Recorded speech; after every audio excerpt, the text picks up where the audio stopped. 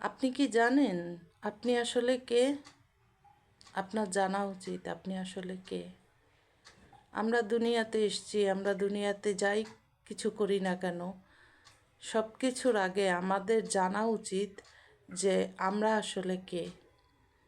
হজরত আলী রাদিয়াল্লাহু তাআলা আনহু উনি বলে গেছেন যে আপনি যদি না জানেন যে আপনি আসলে কে, তাহলে আপনি কখনোই আল্লাহকে জানতে পারবেন না। তা আল্লাহকে জানতে চাইলে সবার আগে আপনার জানতে হবে যে আপনি আসলে কে। তা আপনার নিজের ভিতরে আপনার জিজ্ঞাসা উঠতে হবে যে আমি কে। আপনার নিজের ভিতরে যখন এই জিজ্ঞাসা উঠবে যে আমি কে, তখনই একমাত্র আপনি জানতে পারবেন যে আপনি আসলে কে। আপনি যখন নিজেকে জানতে